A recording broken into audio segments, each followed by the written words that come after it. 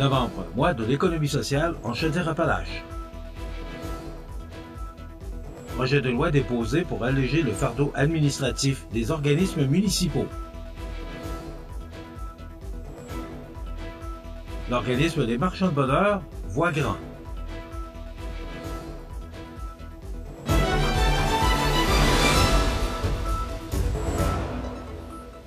Mercredi 13 novembre 2024. Bonjour mesdames et messieurs et bienvenue à votre bulletin d'information sur le réseau de télévision CMA TV. Le chantier de l'économie sociale ainsi que les 22 pôles actifs dans toutes les régions du Québec vous proposeront diverses activités et actions de visibilité jusqu'à la fin du mois de novembre, proclamé le mois de l'économie sociale. Cette programmation variée se veut un moyen accessible à toute la population pour mieux faire connaître ce modèle entrepreneurial et contrer la grisaille de novembre. En Chaudière-Appalaches, plusieurs événements marquent le mois de l'économie sociale, dont celui en agriculture à la coopérative de solidarité Les Choux Gras à Saint-Damien-de-Buckland ce vendredi 15 novembre. Rappelons que le chantier de l'économie sociale est une organisation autonome et non partisane qui a pour principal mandat la concertation pour la promotion et le développement de l'entrepreneuriat collectif au Québec. De son côté, la table régionale d'économie sociale de Chaudière-Appalaches, la TRESCA, est présente dans l'ensemble de la région et est entièrement dédiée au développement des entreprises collectives sur leur territoire et favorise la concertation entre les différents acteurs de leur milieu et soutient la création des conditions favorables à ce modèle entrepreneurial de développement. La Fédération québécoise des municipalités accueille favorablement le projet de loi déposé récemment par la ministre des Affaires municipales, Mme Andrée Laforêt, visant à édicter la loi sur les contrats des organismes municipaux et à modifier diverses dispositions afin de simplifier le processus de gestion contractuelle et de réduire certaines formalités administratives. Cette initiative marque une première étape vers une gestion plus souple et mieux adaptée aux réalités municipales, permettant aux municipalités de consacrer davantage de ressources et de temps aux priorités locales ainsi qu'aux services aux citoyens. Ce projet de loi représente un pas dans la bonne direction pour les municipalités du Québec. Il demeure toutefois indispensable d'examiner attentivement chaque aspect de ce projet de loi. Nous devons prendre le temps de bien analyser les répercussions concrètes de ces mesures afin de nous assurer qu'elles répondent aux attentes de nos membres et qu'elles simplifient réellement le quotidien des municipalités, a déclaré Jacques Demers, président de la Fédération québécoise des municipalités, maire de Sainte-Catherine-de-Hatley et préfet de la MRC de Memphremagog. La Fédération québécoise des municipalités reste engagée à collaborer avec le gouvernement et suivra de près l'évolution de ce projet de loi. Depuis sa fondation en 1944, la Fédération québécoise des municipalités fait entendre la voix des régions du Québec. Convaincue que la force du nombre peut faire la différence, la Fédération québécoise des municipalités réunit plus de 1030 membres répartis sur l'ensemble du territoire québécois et accorde une priorité absolue et défend avec détermination leurs intérêts politiques et économiques. Elle favorise l'autonomie municipale, travaille activement à accroître la vitalité des régions et offre un large éventail de services aux municipalités et MRC. Le dynamisme, la créativité, ainsi que l'esprit de concertation et d'innovation qui anime les élus municipaux inspirent ces réflexions et façonnent ses actions au quotidien. L'organisme des marchands de bonheur voit grand. On vous donne tous les détails dans quelques instants. C'est à travers le respect et le besoin de faire plus pour les familles en deuil et l'expérience qui s'est transmise de père en fils que la Maison funéraire Laurent Normand a su au fil du temps se bâtir une réputation de confiance. La Maison funéraire Laurent Normand à Montmagny. Laissez-nous vous accompagner. Noël, c'est pour tout le monde. Bureau Citation vous invite à offrir un cadeau à un enfant avec son arbre enchanté. Rendez-vous en magasin pour choisir un cadeau à offrir dans l'arbre enchanté Bureau Citation. Les cadeaux seront remis au Havre des femmes dans le cadre de leur volet Prévention Jeunesse. Informez-vous auprès de l'équipe de Bureau Pro Citation Montmagny. Cette année, aux fêtes, semez la joie autour de vous avec l'Arbre Enchanté, une collaboration d'Humano Médical et CEMA TV. CEMA TV agrandit son rayonnement de diffusion. En plus de regarder CEMA TV sur son site web et sur le câble de Cogeco, vous pouvez maintenant capter la programmation de CEMA TV sur le canal numérique 206 ou analogique 14 sur le câble de Saint-Pamphile. CEMA TV, partout pour vous. Vous regardez CEMA TV, le réseau de l'information sur la Côte-du-Sud. L'organisme Les Marchands de Bonheur de Cap-Saint-Ignace, très satisfait des retombées financières de la 14e édition de son événement annuel, le Festival Rétro, vise d'autres projets ambitieux pour les années à venir.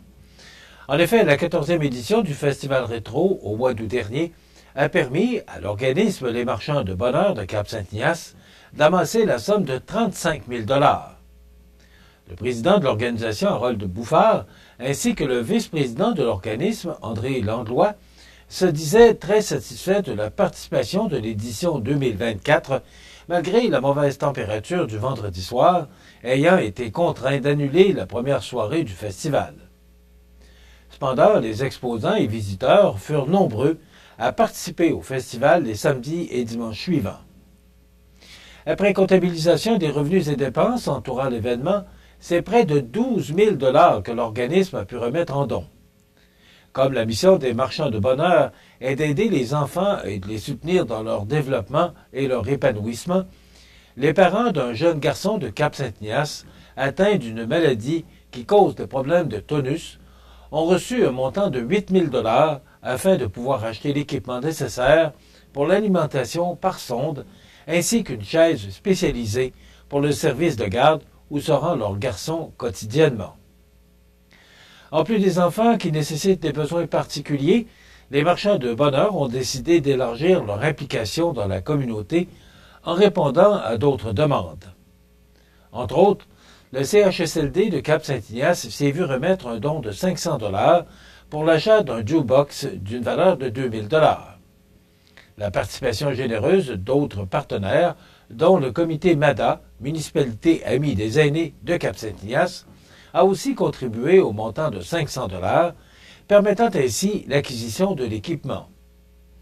Enfin, en décembre prochain, les Marchands de Bonheur verseront une somme de 1 000 $ pour la distribution de paniers Noël pour les familles ou personnes seules dans le besoin dans la municipalité de Cap-Saint-Ignace.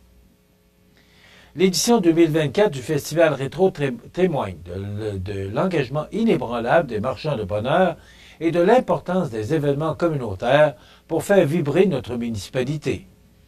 Nous sommes fiers d'être partenaires de cette belle initiative qui fait une réelle différence dans la vie de nos jeunes, de mentionner Harold Bouffard, président du comité Marchands de Bonheur. Les Marchands de Bonheur ont de grandes ambitions pour la prochaine année.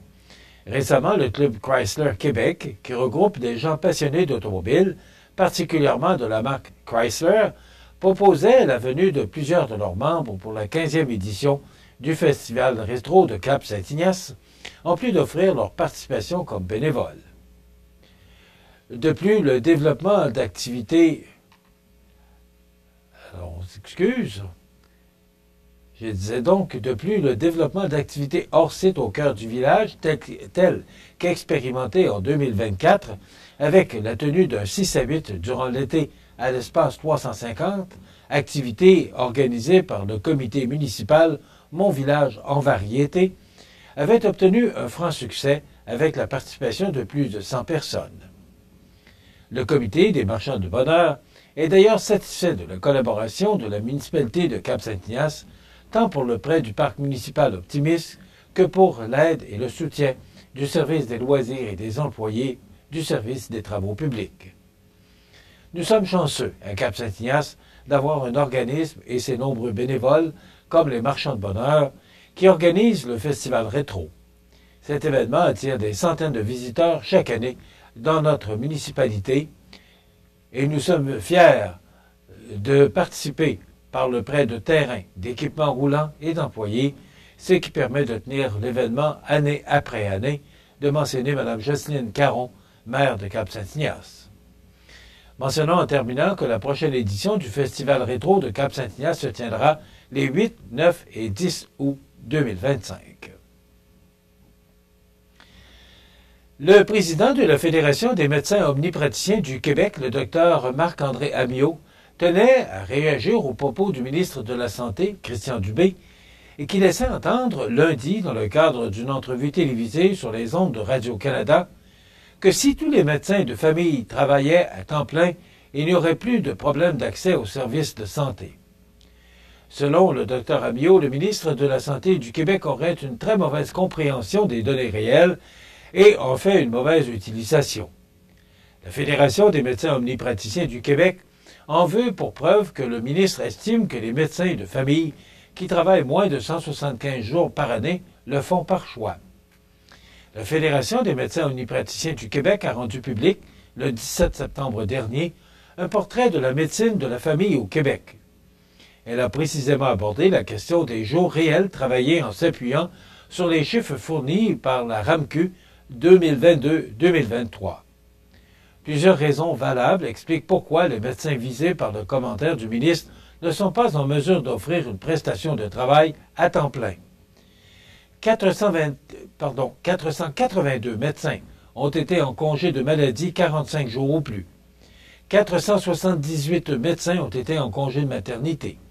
448 médecins de 60 ans et plus ont choisi de réduire la cadence plutôt que de prendre leur retraite. 418 médecins ont quitté la profession en cours d'année, donc n'ont pas travaillé toute l'année. 404 médecins ont entamé leur pratique en cours d'année, donc n'ont pas travaillé toute l'année car ils étaient encore en résidence auparavant. Des résidents qui offrent tout de même, eux aussi, des services à la population. Le ministre de la Santé fait fausse route s'il croit que la solution est d'exiger des médecins de famille en congé de maladie de revenir au travail, de demander à des médecins de famille d'écourter leur congé de maternité, de demander à des... On s'excuse, on a quelques problèmes techniques ce matin, là. Donc, de demander à des médecins de famille de repousser leur retraite, même partielle. Une lecture adéquate et rigoureuse de la situation devrait lui permettre de conclure qu'à la base, le véritable problème, c'est la pénurie de médecins de famille et que ce n'est pas en la niant que cette pénurie se résorbera. Il demeure qu'il manque plus de 1500 médecins de famille au Québec. La population a d'ailleurs clairement exprimé, très récemment et publiquement, qu'elle tenait à avoir un médecin de famille et à le garder, a déclaré le président de la Fédération des omnipraticiens, des médecins omnipraticiens du Québec, le Dr Marc-André Amyot. La médecine de famille souffre d'un manque d'attractivité auprès des étudiants en médecine et lorsque vient le temps de choisir une spécialité, les étudiants boudent la médecine de famille. Au cours des dernières années, c'est plus de 600 postes disponibles qui n'ont pas été pourvus. Rappelons que la Fédération des médecins omnipraticiens du Québec a rendu public le 17 septembre dernier un portrait exhaustif de la médecine de famille au Québec, produit par l'équipe économique de la Fédération des médecins omnipraticiens du Québec et qui repose sur des données fiables dont toutes les sources sont publiques et accessibles au grand public.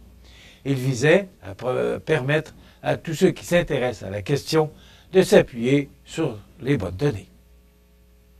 Les sports, présentés par Groupe Corriveau, entrepreneur électricien et plomberie, un appel, 4 services. Groupe Corriveau à Montmagny, 88 248 8992, votre solution. Vous avez des projets de construction ou de rénovation? Pensez Groupe Corriveau, entrepreneur électricien et plomberie. Un appel, 4 services, 88 248 8992, Groupe Corriveau à Montmagny ou groupecorriveau.com. La solution pour du travail bien fait.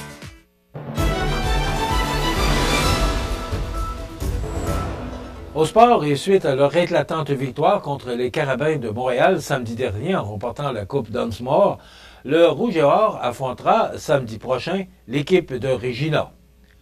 Selon le journal Le Soleil, l'organisation du Rouge et Or est une habituée des grands rendez-vous et il ne fait aucun doute que malgré sa visite au domicile des Rams de Regina samedi prochain au Mosaic Stadium, la formation québécoise profite du statut de favori pour cette demi-finale canadienne. Ça me fait penser un peu comme notre Coupe Vanier en 1999 où personne ne nous voyait là. On avait battu Ottawa avant de battre les Huskies de la Saskatchewan, qui était l'équipe de la décennie à l'époque, pour finalement remporter la Coupe Vanier face à St. Mary's. Les Rams jouent leur meilleur football au meilleur moment et c'est une bonne équipe de football, explique le pilote Glenn Constantin du Rouge et Or, qui a déjà joué contre Regina en 2002 lors d'une semaine de congé au calendrier dans un match que son club avait remporté 33-14. Voilà ce qui complète notre bulletin d'actualité pour aujourd'hui. Dans un moment, les prévisions de la météo. C'est tout pour l'instant. Bonne journée, mesdames, messieurs. Pour joindre la salle de nouvelles de CMA-TV, nouvelles au pluriel @cmatv.ca ou encore 88 241 13 13 poste 226.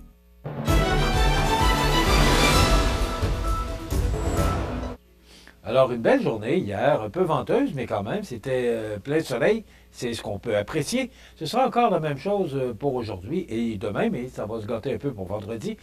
D'abord, regardons l'image satellite. Là. Ben voilà, c'est une journée vraiment ensoleillée et sans aucun nuage. Et si on regarde l'image radar maintenant, ben voilà, il n'y a pas de précipitation, donc est-ce qu'on peut demander un meilleur scénario? Donc, si on résume pour cette journée du mercredi 13 novembre, c'est du soleil, des vents jusqu'à 15 km/h, avec un maximum froid de 0 degré. Avec le vent, on pourrait ressentir jusqu'à moins 7 ce matin. Je vous dirais que c'était pas chaud se rendant au studio de CMA-TV ce matin. Ce soir et la nuit prochaine, dégagé, des vents jusqu'à 15 km/h, minimum de moins 4. Avec le vent, on pourrait ressentir jusqu'à moins 9 au cours de la nuit prochaine. Demain jeudi, c'est du soleil, des vents jusqu'à 15 km/h, maximum de 1 degré. Avec le vent, moins 7. Pour vendredi, alternance de soleil et de nuages avec 40% de probabilité d'averse et un maximum beaucoup plus doux de 7 degrés. Et c'est un front chaud là, qui nous parvient de l'Est, donc qui va commencer à atteindre les régions de l'Est et venir nous atteindre dans la journée de vendredi. Samedi, du temps nuageux, 40% de probabilité d'averse avec un maximum d'eau pour la période, 8 degrés. Et pour dimanche, une belle journée sous le soleil avec 8 degrés alors que les normales de saison sont de 2 le jour et moins 6 la nuit. Le soleil s'est levé à 6h44 ce matin et se couchera à 16h09. Donc, il fait actuellement moins 3 degrés à l'extérieur des studios de CMA-TV avec le vent qui souffle de direction nord-est à 12 km/h. L'humidité est à 67% et la pression barométrique est à 103,6 kPa. Maintenant, pour le bateau qui fait la navette entre Montmagny et l'île aux Grues, 2 traversées aujourd'hui, midi 30 et 16h de l'île aux Grues, et de Montmagny, 2 traversées également, 13h15 et 16h45. Donc, c'est du beau temps. Peut-être 40% de probabilité d'averse pour vendredi et samedi, mais des températures vraiment au-dessus des normales, c'est ce qu'il faut retenir. Maintenant, pour le menu de notre émission de ce mercredi 13 novembre, dans un moment, c'est la chronique culturelle en compagnie de Cynthia des Arts de la Cinde. Et on reçoit aujourd'hui Mme Lina Pouliot, qui est responsable du comité théâtre, la troupe de théâtre Les Caburons de Saint-Pamphile, qui sont en spectacle depuis le 2 novembre.